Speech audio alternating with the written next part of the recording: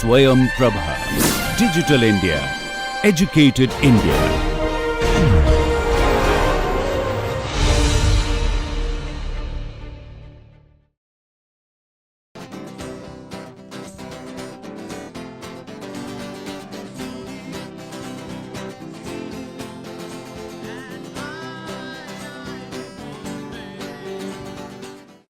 Hello and welcome to our today's lecture of Introduction to Mechanobiology. In the last few lectures, we discussed about various diseases including cancer, atherosclerosis and muscular dystrophy.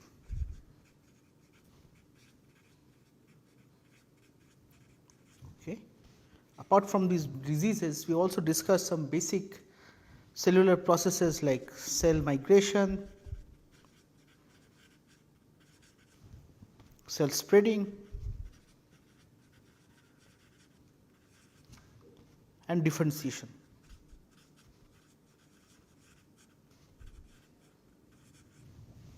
So, processes like differentiation or any of these diseases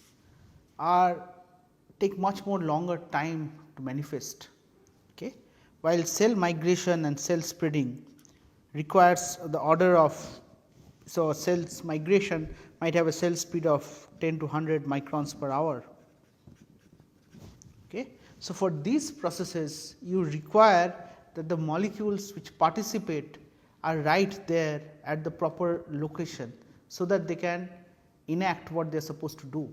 However, for processes like differentiation, this is weeks in time.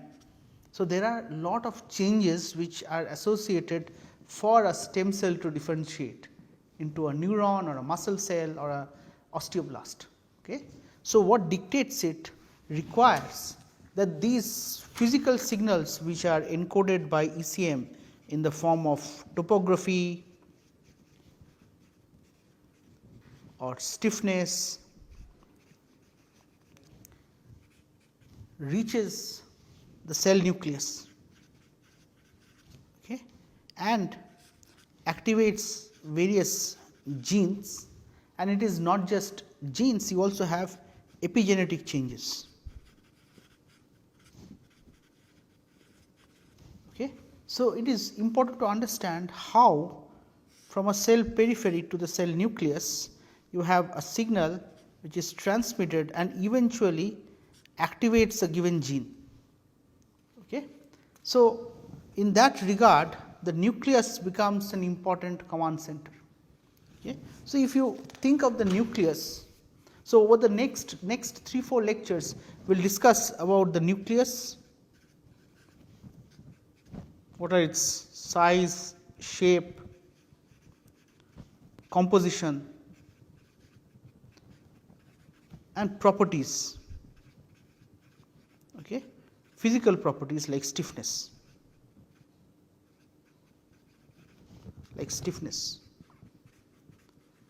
and how do molecular players dictate these properties, and how are these properties relevant to processes like migration to differentiation. So, we begin with discussing the nucleus in general.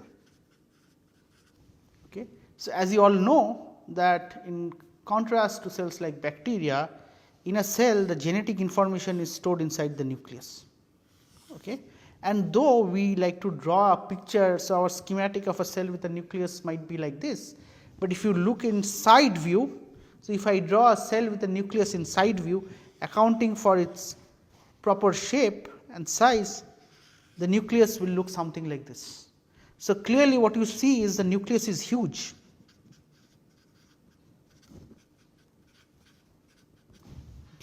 And it is perhaps not surprised. So, it is of course the largest organelle inside the cell.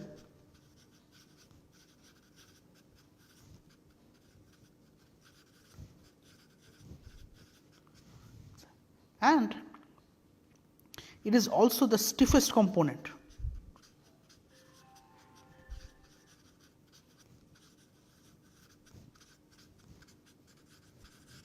So, why is the nucleus the stiffest component? Think because you have the entire DNA. Okay? If you stretch out the DNA, you would have meters long, and this you put inside a nucleus with dimensions ranging from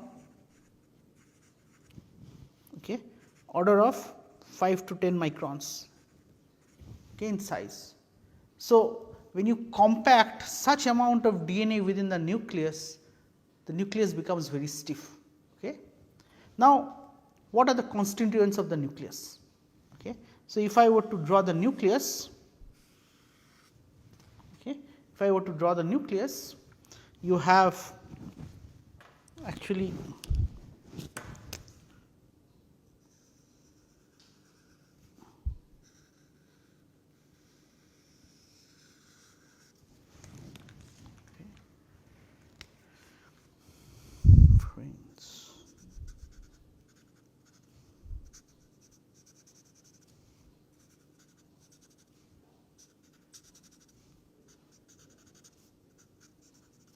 Okay. So, the nuclear membrane has two membranes, the nucleus has two membranes, the inner nuclear membrane or INM. So, this is your INM and this is your ONM or outer nuclear membrane. Okay. And within this you have the entire DNA which is present as chromosomes. Okay. So, some portion of the chromosome or the DNA is attached to the membrane, inner nuclear membrane. Okay. So, you have some portions where the DNA or chromatin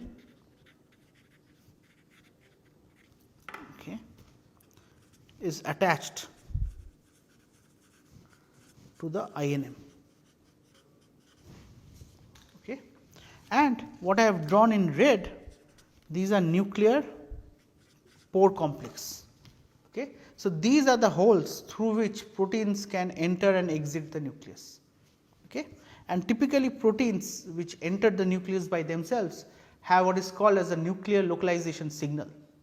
Okay. And this entry is mediated by proteins like impotins, and similarly you have other proteins which mediate the exit. Okay.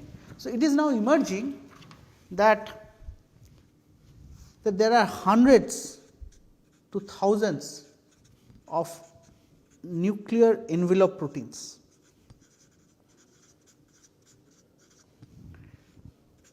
Transmembrane proteins.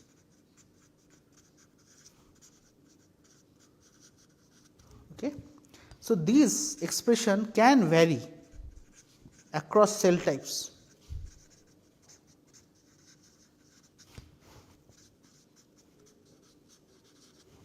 Okay. So, the question to ask is how do physical cues activate gene expression, and can mechanically induced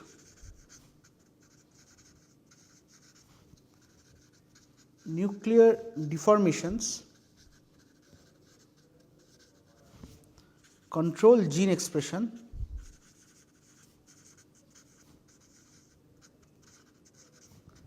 in a controllable, in a predictable manner.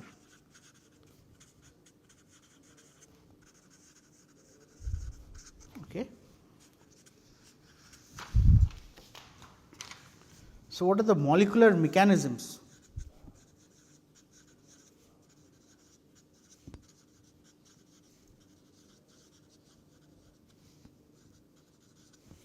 that enable the nucleus to sense and respond to physical cues, and how properties of the nucleus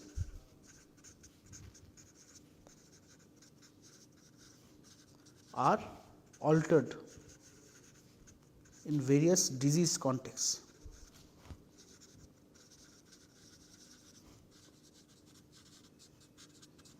Okay. So, in this regard, okay, I would like to introduce this complex called a LINC. Okay. LINC is the short form for linker of nucleoskeleton and cytoskeleton. Okay. So, inside the inner nuclear membrane, so if I draw a short segment, okay, of imagine that this is my outer nuclear membrane and this is my inner nuclear membrane. Okay. So, just underneath the inner nuclear membrane you have a network of intermediate filaments. So, this is a network of intermediate filaments.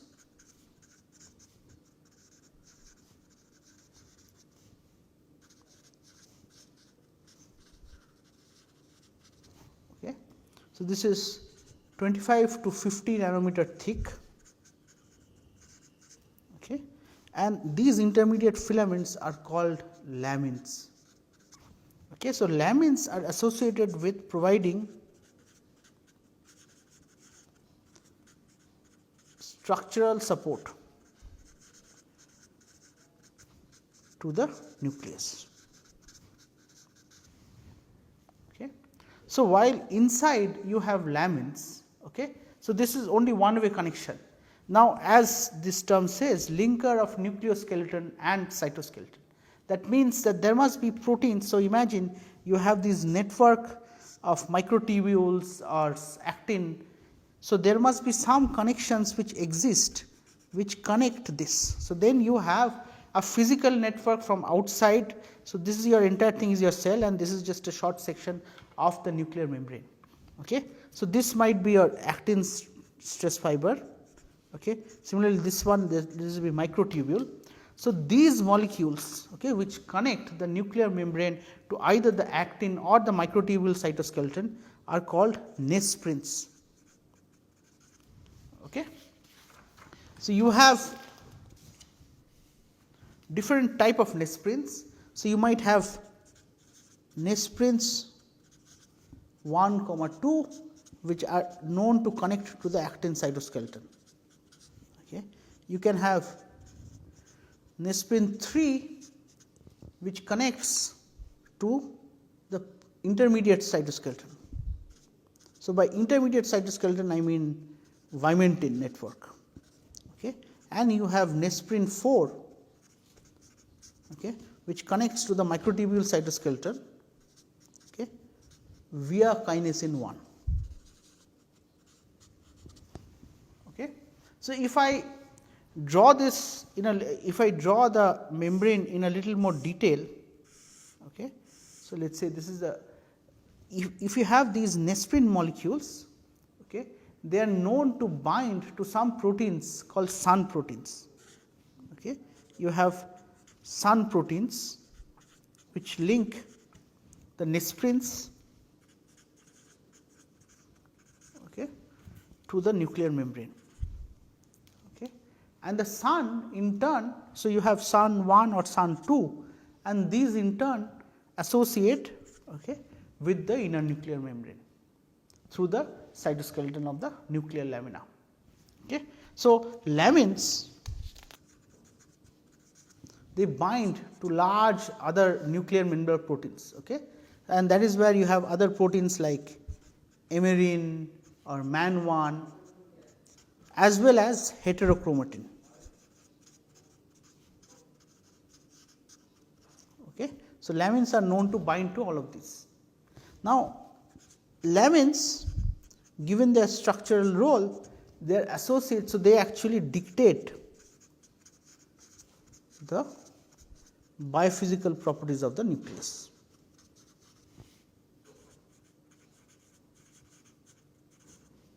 Okay, of the nucleus, and it is envisioned that these lamins are envisioned to act as force transducers. Okay, in the nuclear envelope. Okay, and this is key to processes like nuclear anchorage, cell migration, or chromosome movements.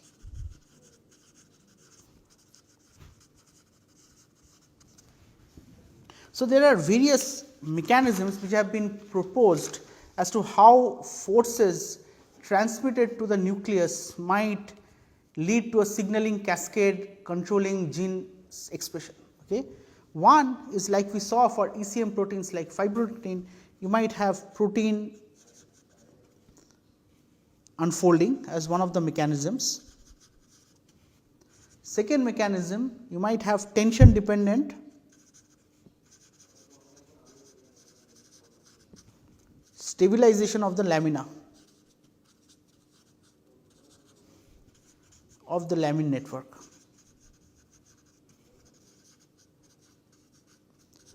And in some cases you might have chromatin stretching, thereby exposing spaces for binding. Okay. So, if you look at lamin expression, okay, so there are two types of lamins. Okay. In you have lamin A/C. Okay. So, this is because of alternative splicing.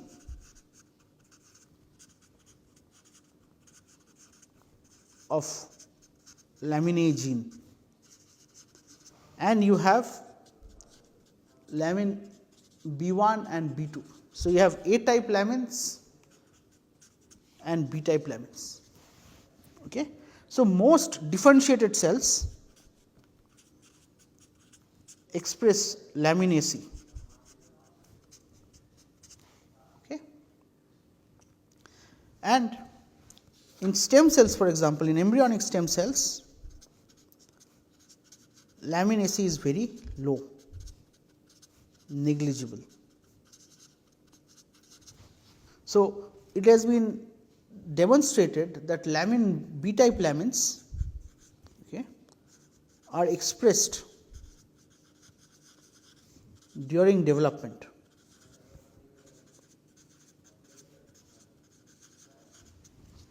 Okay. Now, you know that within the body you have this entire tissue stiffness scale, right. So, brain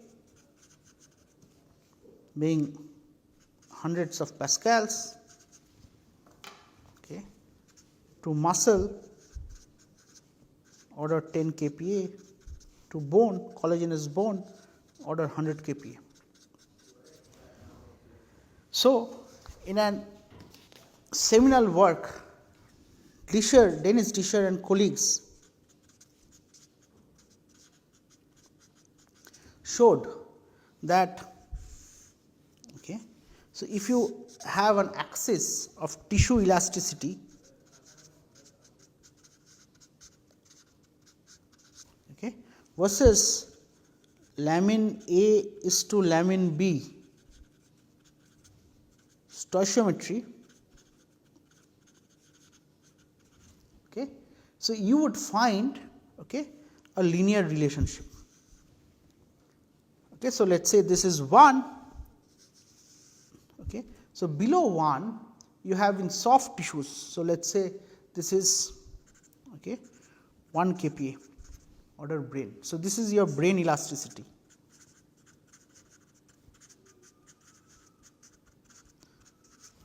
So, you have cells. So, in this zone you will have neuronal cells, okay. In somewhere here, okay, you would have liver, kidney, lung, and high here. So, then in this cluster you will have muscle cells, and high up you will have bone tissue like femur or skull. Okay.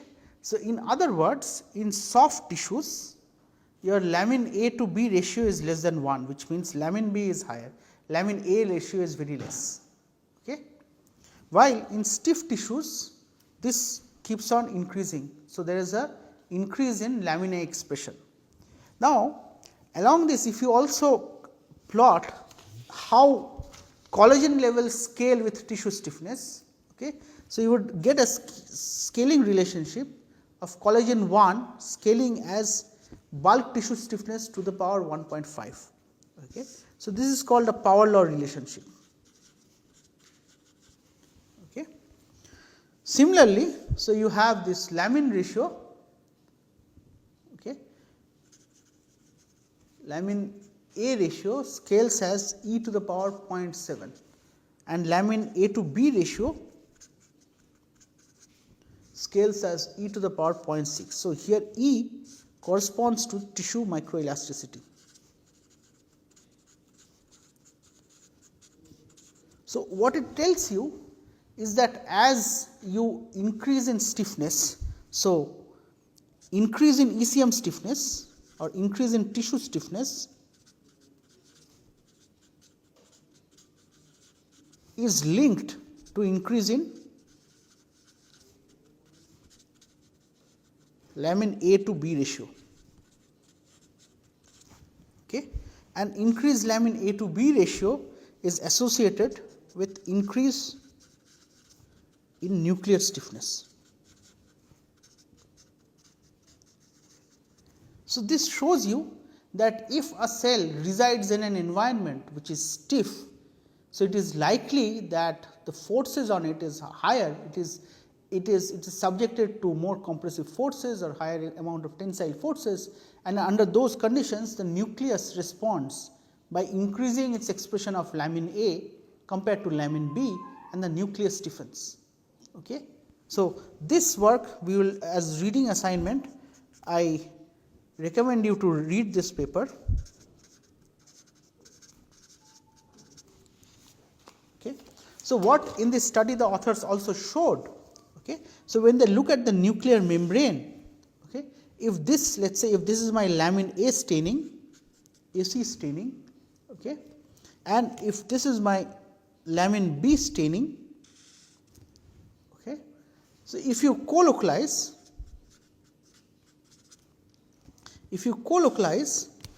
so there are segments in which they overlap, okay, there is complete overlap.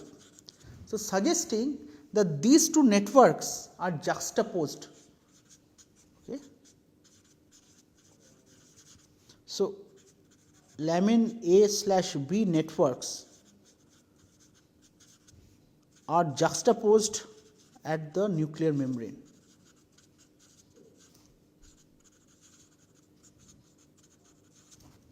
So, lamin A is known to have multiple phosphorylation sites.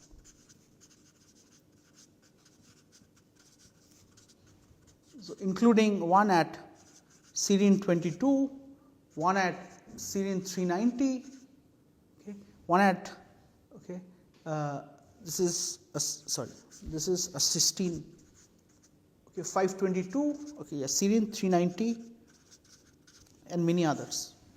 Okay.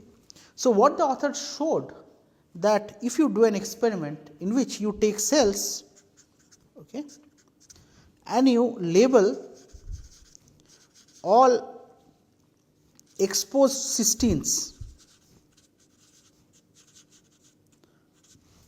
residues with one dye, with a dye, okay, and then you subject the cells to shear stress. Okay. So, what force is known is going to lead to unfolding, okay, and this unfolding. So, you have unfolding which leads to phosphorylation.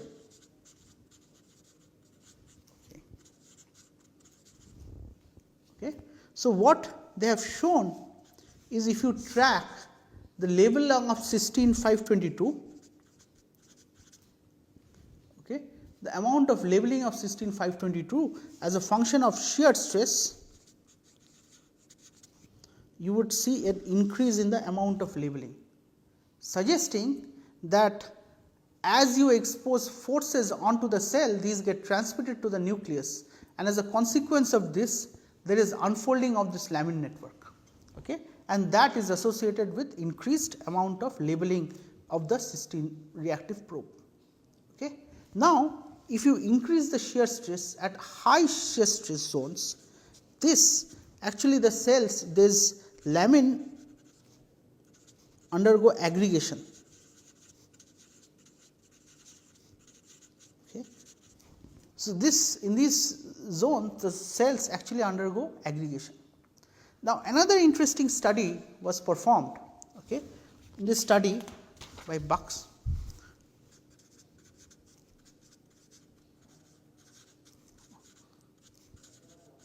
Okay. So, what they did, they plated cells on soft gels where nuclei, where the cell is rounded and the nuclei is also rounded, and on stiff gels, okay, where the cell spreads and the nuclei is expected to be under lot more stress. Okay.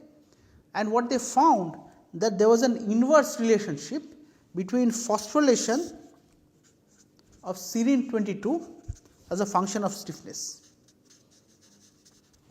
Okay. So, as you increase stiffness, phosphorylation decreases. On soft substrates, which means that amount of lamin phosphorylation is lot higher. An increase in lamin phosphorylation is associated. So, when lamin gets phosphorylated, okay, it leads to degradation.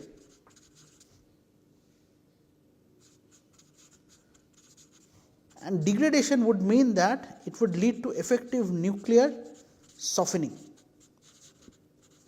Okay. So, this is one of the mechanisms by which, depending on a soft or a stiff substrate, the extent of phosphorylation changes, and as a consequence the nuclear stiffness can also change. Okay. On a stiff surface, when the cell is exposed to lot more stresses, internal stresses, also you have stress fibers pushing onto the nucleus.